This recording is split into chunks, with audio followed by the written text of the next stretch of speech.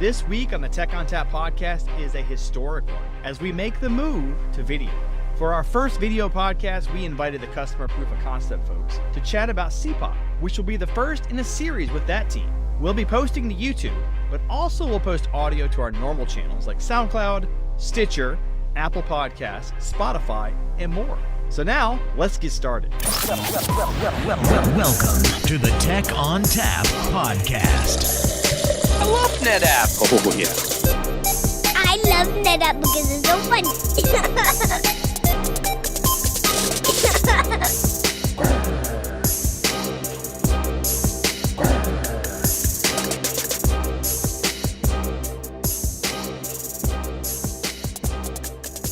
All right, welcome to the first official video version of the Tech ONTAP podcast. Unfortunately for you, you have to look at me while I talk. Fortunately, you get to look at all these other fine young gentlemen here. Some of them young, some of them not so young. With us here today is Neto from Brazil. If you're not familiar with Neto, Neto's going to tell us all about who he is, how long he's been here, and what he does here at NetApp after he gets back on camera. This is the beauty of video. Jeff Asher is here. Jeff, what do you do here at NetApp, and how do we reach you, and how long have you been here? So I'm a proof of concept architect here at NetApp and the customer proof of concept labs. I've been here a little over 18 years. My first POC on my second day at NetApp, I worked on POC number 5. And now I have POC 5,428 running for one of my customers. So we've done quite a few. All right. Excellent. Neto just came back. His app crashed. He did not run it to the CPOC first, I guess. So Neto, what do you do here at NetApp and how do we reach you? So thank you very much for having us here, Justin. It's always a pleasure. I have been with NetApp for almost 25 years. Basically, I do POCs and most focus on performance and database, and that's pretty much it. So helping to NetApp to win and move on.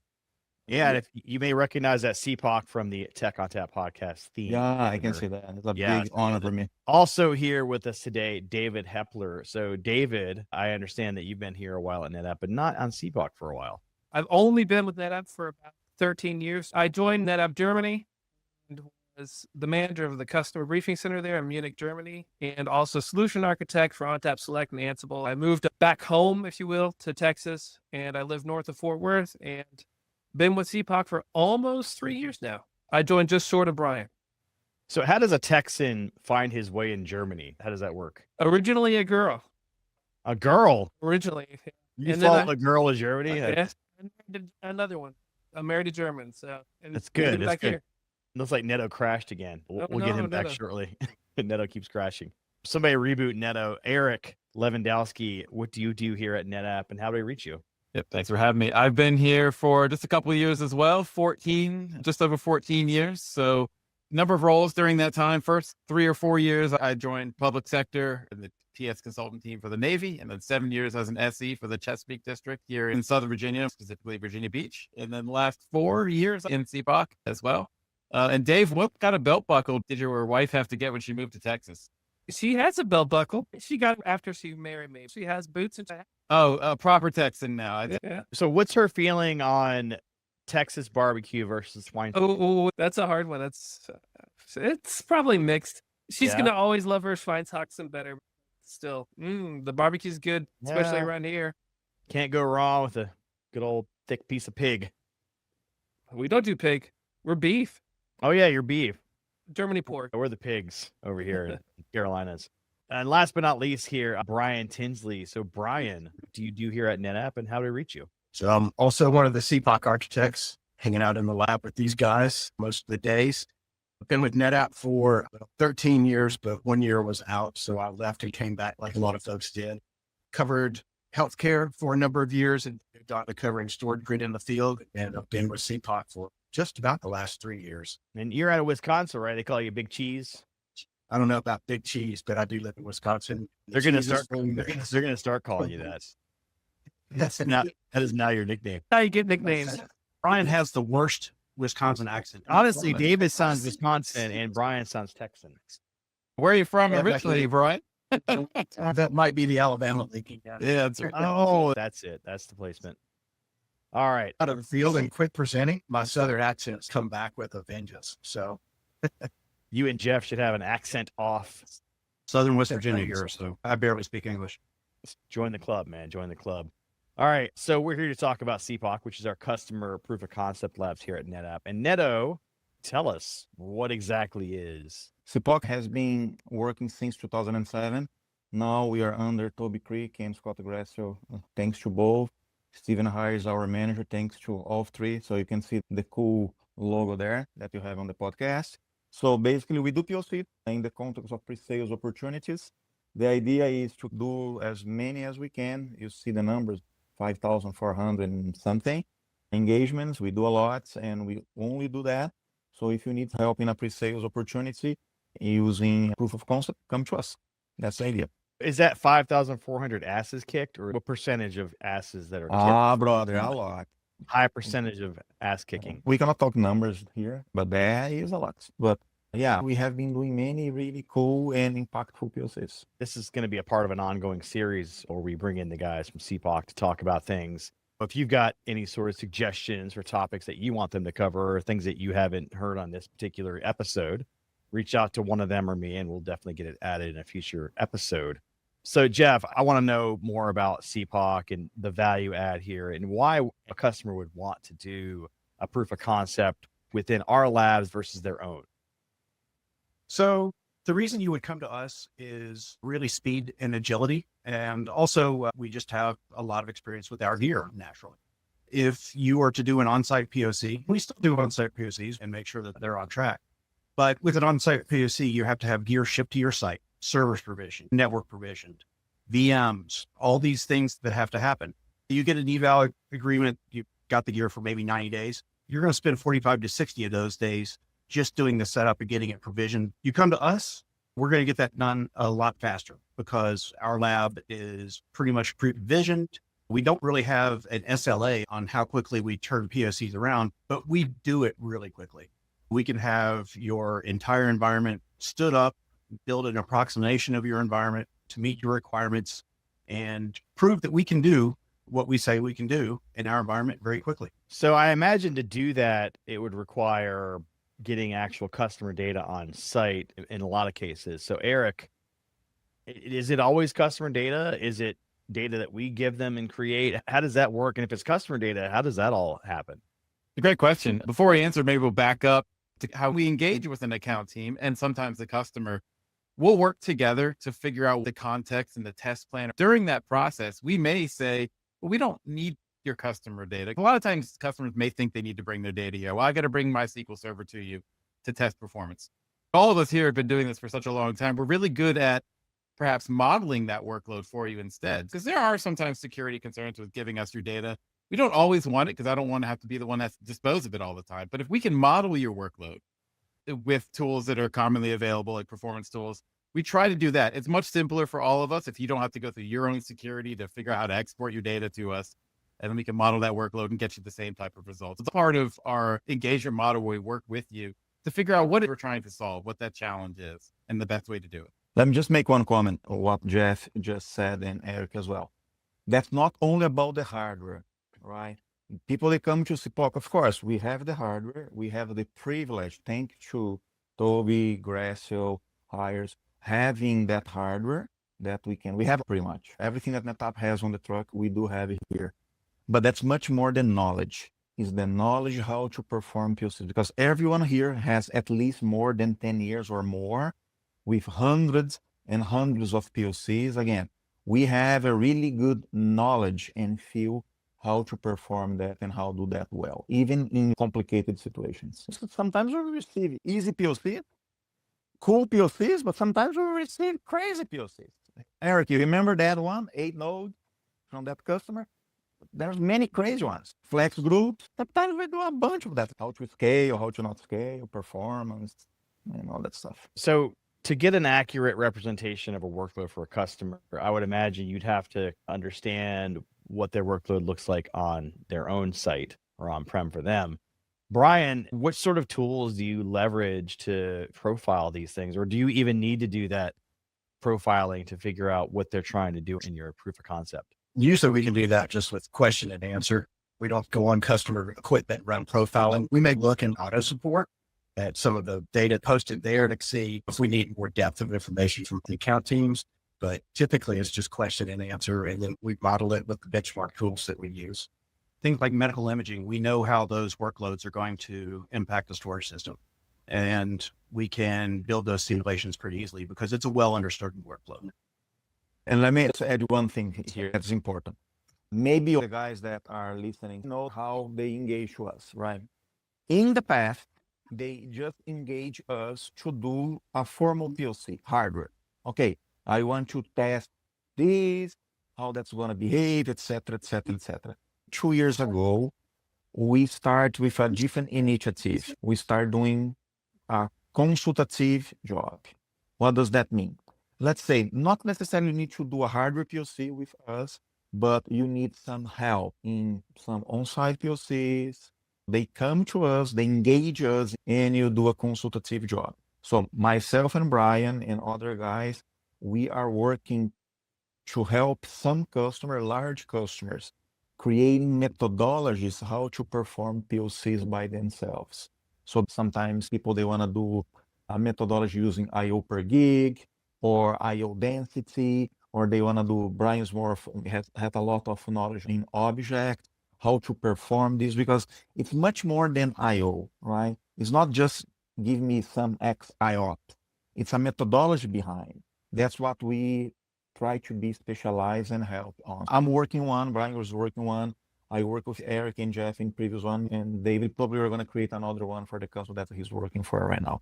A methodology that we'll try to do. And that's a really cool stuff that we're doing here. Okay. So David, coming from Germany and then to Texas, I'm sure you're familiar with the challenges that maybe European customers or any other international customers are going to deal with when working with a CPOC lab that may be based in the States. Do you have a global presence with all these labs? Is there a lab in Europe and one in Asia that we can get around the requirements that are needed there? Well, we don't have a global presence per se. NetApp doesn't have too many labs outside of CPOC, but we do have customers that we help throughout the world. I think Eric has a couple of customers in APAC. I have, funny enough, a couple customers in Germany, a couple of very large customers, and just from really all over. And so we stay up late or wake up early and help those customers with their POCs. And if they need access to the labs, we do have the ability to give people access. And what about the regulatory stuff like GDPR and that sort of thing? How do you approach that? I know that sometimes they're going to give you their data. How do you ensure that data is going to be something they can easily handle with the regulations? I think I can take that. Sometimes we do that for Oracle database here, right? I remember that we did a large POC for a customer in EMEA that they would like to send data. The customer was in England, around the globe, but pretty much. They ship data to us in a large USB because we don't allow copying data through internet. That's because sometimes we got corrupted and that's all the mess, right? So basically we ask them, okay, there's two things. They need to sign NDA to them and then to us, right? To protect their data. When we finish the POC, regardless, we always tear down data, but we always ask in that NDA for the data to be anonymized. Or they agree that the data cannot be used to harm anyone or anything. So that's what we do. If they say, no, we cannot do it, okay, if you cannot anonymize, I will not do it. Maybe you can come in and you can create a dummy data. We always ask that and make that really clear to avoid potential misunderstandings. A lot of our customers have solved that problem for us because their developers don't have access to production data. So their developers can't look at PII information or anything like that. They have their own dev data set that is generic or randomized, and that's what we use. Okay. So Eric, same question for dealing with US government, dealing with secure sites. How do you handle a government contractor that needs a secure site that you can't have their data in our labs? Yep.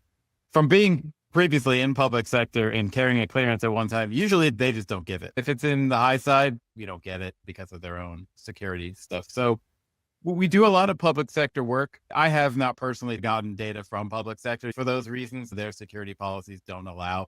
We don't have things like a SCIF or a high side equivalent of CPOC. We simply usually just don't. In these cases, we do try to work with the customer and the account team to figure out, knowing that I can't have your data because it's classified or whatever it may be, let's figure out a way to replicate that environment, or maybe not the environment, but the problem more accurately Right. without having to get the data. Would you say that those types of customers will more likely have an on-site proof of concept than using CPOC? It's true. I think I've worked with a few just recently where we've gone through a CPOC as a pre-workup. We proved it here in CPOC, but they're going to want to shove it in the high side, right? So they're going to get something on site. Whether the gear ever comes back out of the high side or not, that depends on your government and where you are, right? So it is typically a on-site eval, like you said, though, when you get to that point. So, Jeff, we've talked a lot about hardware and CPOC. There's a large cloud presence with NetApp as well. We have cloud offerings like ANF and Google Cloud, but also the roll your own type of thing with FSxN. Is CPOC doing work with those cloud offerings in addition to the hardware, or is that left more towards the cloud providers themselves? Primarily, our POCs are run out of RTP from North Carolina. We have most of our gear here, but we do have a smaller presence at a cloud exchange out in California where we have connections to GCP, Azure, and AWS. So we can configure those cloud instances so that they can talk to each other.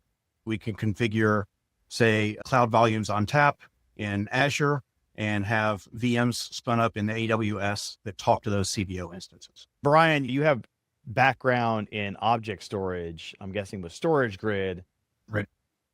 That means we do some work with other platforms across the portfolio. Are we also doing work with E-Series, StorageGrid, ONTAP S3? Is that all part of this experience?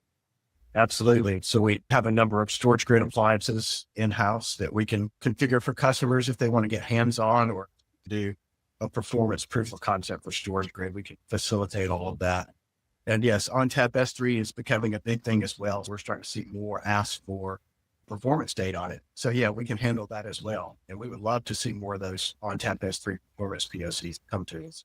And what about the file object duality where you can present object and NAS at the same time? I have only seen that go on in on-site POCs or customer lab environments. We haven't had a specific POC come to ask us to do anything with file object duality yet. I'm surprised because that should be a bigger thing than it is. It may be something that's more difficult for people to get their head wrapped around. But I'm looking forward to the first one that does come. What would you say is the most common workload you're seeing with POC implications? I think that for the last year, I'm kind of biased because of my school and all that stuff, but the most word that we are going to talk here in CPOC is context. I'm going to say context engineering, and we appreciate the opportunity to be in this channel, to have that type of series, to have Lewandowski came with a name that part I love, that CPOC. It's more than just IOPS. It's about context. For example, I have seen many different type of workloads.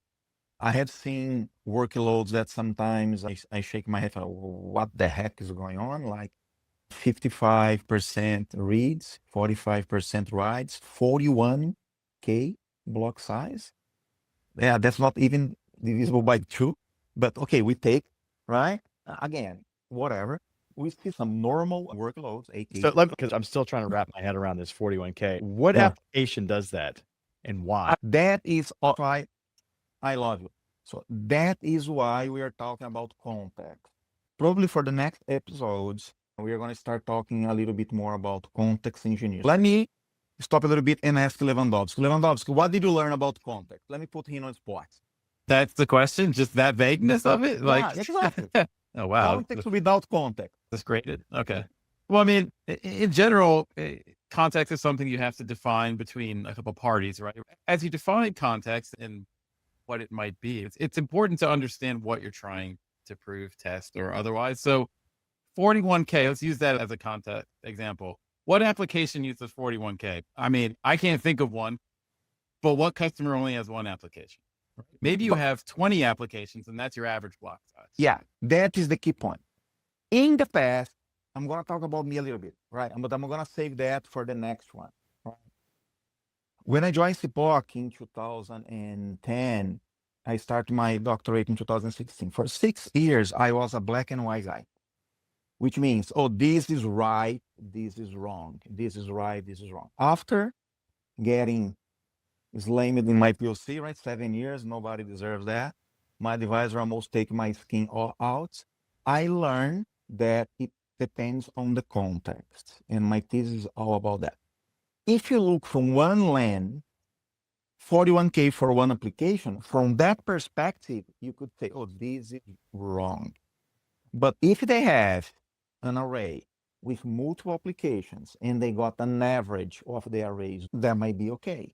And that's why context is important. Based on the methodology we're trying to create for customers, we came with a different approach. We don't say that's wrong or that's right. We see if that, what type of context that we need to build, if that makes sense or not.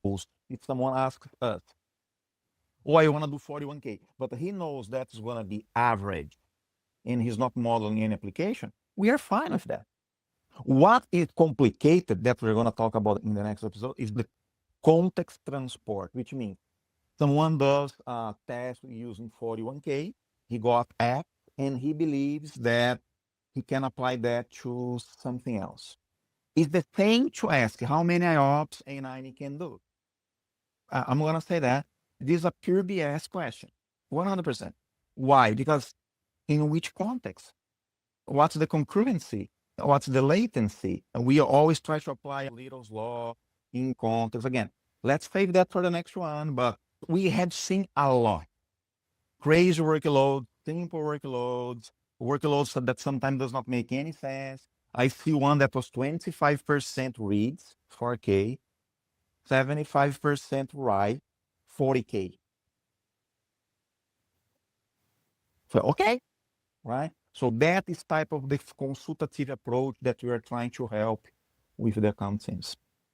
Yeah, I mean, it makes sense because no one really buys storage, whether it's NetApp or anything, for a single application or a single use. I mean, you're paying a lot of money. You expect it to be able to do more than one thing. If it doesn't do more than one thing, that's probably the wrong purchase. Yeah, let me remember you something. Maybe you remember that. I'm not going to mention the person, but you know the person. I had a big argument one day in Twitter. I left Twitter a long time ago. Nothing against Twitter or X, that's now, because I need to put more focus in my PhD. I remember that was the 32K block size for Oracle. I think I do remember that, right? That is another, you know what I mean. Again, yes, a combination could be 32K, but Oracle single block is 8K, right? If you model something for 41K average, you need to stick with an average 41K. But you could have an average of 41K with multiple combinations of 8K, 4K, 128K. Again, sometimes average lies. I always make a fun. I'm going to not miss that opportunity. I always make that fun one day, Scott. And I said, if I did not eat anything and Gressel ate the whole chicken, we are not angry. We are not hungry, right? Again, because average lies. Again, that's why we try to model the context all the time. Yes, average can clear the picture about multiple applications, but you need to understand the nuances for each one when you are trying to do the workload. I think that's the important point. But let's save that for the next one, that we can go more deep on. This Gressel and chicken thing, it sounds like he's actually eaten the whole chicken before. And 100%. you're still bitter. 100%. Like, was this like a controversy at some point? Like Scott Gressel ate all the chicken? No. Again, I just try to make fun about the situation about average, right? Because if you look for average, sometimes that was last week, right? We received a POC that someone was asking for some latency, and we did not know if that was average or P99 or P50. And again, we come with the same situation. So which one we should look? Again, You could have a situation where read latency is 10 milliseconds, write latency is 0.5. Your average is like 5-ish, which is very different experience than read and average. Your read latency and average latency are 2x. So it's the context that matters. It's important to understand when it comes to latency or IOPS or even throughput, your block size, because that's going to really kind of skew those numbers. I mean, if it's a 10-second latency on 1 meg, maybe that's not so bad. I mean, 10 milliseconds is better. With IOPS, same thing. If you're doing 1 meg block size, you're not going to get a million IOPS because you just can't. It's just not possible to process that many 1 meg blocks in 1 second. So smaller block sizes, 4K, of course. We've had situations where we get millions of IOPS in a cluster. So when somebody asks a question like, how many IOPS can this do? How much throughput can it get? How much latency is there? The context is super important because it's not a one answer fits all. I'm going to quote my friend Rodrigo Nascimento. You know Rodrigo. The array does not produce IOPS. Basically, who generates the I/O is the application. We cannot forget concurrency. That's why we use Little's law here all the time. And there's three variables: concurrency, I/O, and latency. If you just take one of these out of the picture, you cannot do anything like that, right? But spot on, block size, concurrency, again, how many files, size of the files, file system structure. It's also sequential versus random. And there's a lot of other things that go into that, but there is a lot to it, and it's not always an easy answer. And that's where that whole like it depends comes from, right? That's why it's what's the title? Let me give Eric, what's the correct title? You had it right. More than just IOPS, right? But it's wrong here for CPOC. The shameless plug of that for what you just said, Justin, is it is difficult to put all that into context, but that's why we're here. And so You got the experience and the knowledge. All they care about is the end result. Will my application run effectively, efficiently, and quickly? Can you prove that in your lab? We do spend a significant amount of time up front helping the customer define the problem, because a lot of times the customer will come to us and they don't know what they want. They don't know what they need. How do you handle the situations where somebody just wants the raw maximums? It's like, tell me how much you can do. Well, why? Like, why do you need 6 million IOPS? Are you going to be able to push that much to this system? Hey, Jeff, you're already off mute. You want to take that one? Not really. Okay, I think that is our mindset change. In the past, I'm talking about me. In the past, I was going to say this and that. After learning context engineering, thank kudos to my advisor, Dr. Licinio Roque in Coimbra. We all say, I don't know, we don't know, we don't know, we need to know more. That's what comes what Jeff says, right? Why? Because I think that it's much simple to ask how many IOPS something can do, because it's an easy button, right? But when you try to engineer a context, you can have multiple different situations. I don't know if you saw in LinkedIn that I put a graph showing which experiment is faster, A or B. I received many different. I can say that from that, there's no right answer. Could be A, could be B, could be neither, could be both. It really depends, right? Why? Because we need to rely on the context. When someone asks for 6 million IOs, in the past, we say, oh, this is bad. Oh, this is good. Now we say, oh, let's try to understand and help to see if that it is what it is, right? But it's not simple, because engineering the context takes more time, and you can have many different ways to accomplish what you want. It really depends where you want to put the lens to focus. Yeah, we used to publish numbers like that, Justin. And I get Teams messages probably once a week. Hey, I can't get to this page anymore. We took it down. We don't publish those anymore because we found it does more harm than good, because people are taking these numbers out of context and doing something. If somebody comes to us and we're working on a sales deal and we absolutely have to do something like that, we'll try to reframe the question, try to get the results, actual results of what they're doing. And that is something we can do. Just how fast will this dragster go in a straight line? And we'll do that. But as we all know, cars have to be able to turn because they're on roads that have curves and things like that. We will try to make it more accurate. What it comes down to is, yes, we can make it go as fast as we can, but that number tends to be meaningless. Yeah, I always like using vehicle analogies because people really understand that. Everybody has either been in a vehicle or driven a vehicle at some point. Your car may do 150 miles per hour, but what's the 0 to 60, right? Can it corner? Can it turn at all? Do you have heated seats while you're driving? Those are all the questions you have to understand and answer while you're figuring out what you want to drive. Otherwise, it's pointless to say, oh, my car can go 150 without the context. My car could go 150, but it only has 2 seats. What if I have more people that I need to take? All kinds of questions that need to be asked. The context is not only technical, it's social as well. When someone asks something, you need to be on their shoes, right? Why they are asking, what, based on which experience. There's something called hermeneutic circles that is based on each one has their own hermeneutic circles based on her experience, what he got exposure to, etc., etc., etc. For example, you know much more flexible than all of us because you got too much exposure You have the expertise, you have the knowledge, you're a brilliant guy. Probably I got more performance in certain applications than you because I got more exposure to that. So different hermeneutics. The best approach is to do a collaborative initiative and both work together to build the context. I'm going to rely on your experience. You're going to rely on my experience to build together that networking in the POC. That is what is important to understand the social as well. We're going to talk more about that. But when someone in a resilience test, I think that we all went through this, right? Probably have Jeff, Asher, Brian, everyone. We are doing a resilience test and 100% of the times they ask, can you pull a drive from the shelf? I want to fail a drive. I want you to pull me a drive from the shelf. From one perspective, you can see, okay, he wants to simulate a failure. But I'm going to quote our former manager. He said, disks don't have wings and don't fly out of the shelves by themselves, right? Not yet. One day. So what is the goal for the context, right? So if you just want to fail to see if the aggregate is going to reconstruct, you can go to ONTAP and fail immediately. That's completely fine. But when you pull, you are creating another event. You are interrupting the bus. Is that what you want? Again, context, that's not wrong and right. But maybe someone asks just to pull the drive because that's the only thing that he knows how to fail a drive.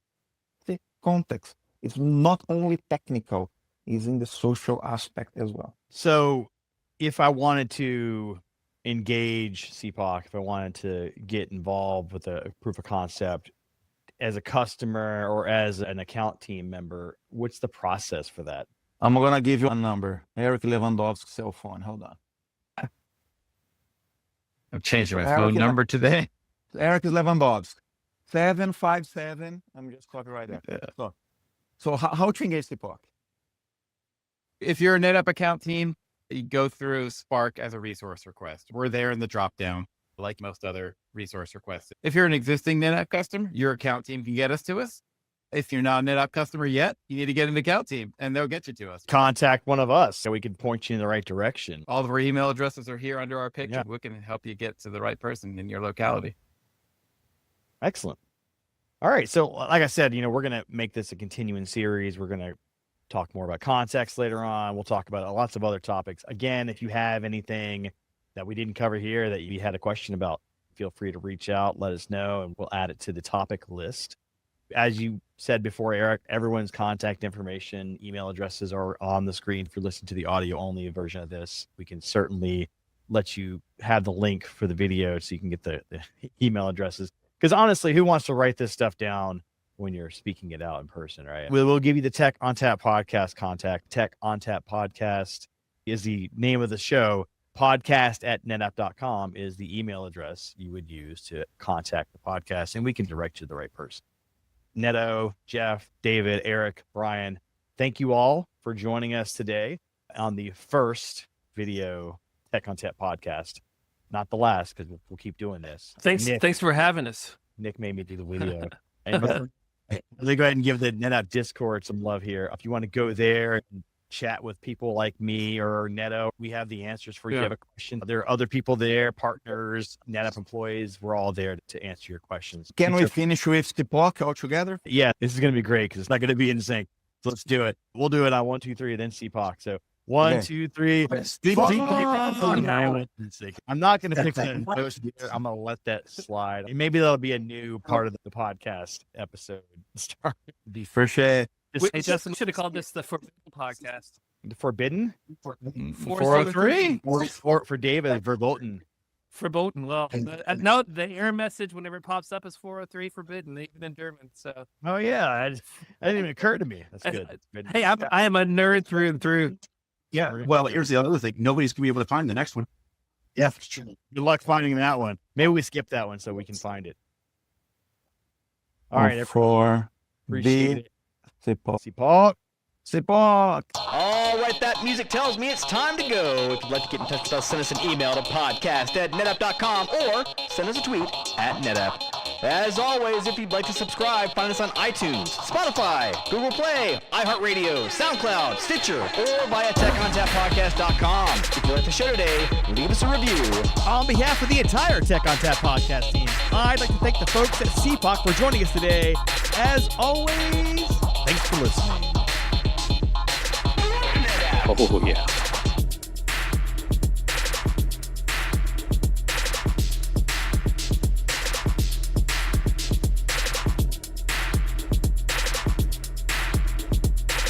Is it just me that's getting off on this? Oh, yeah.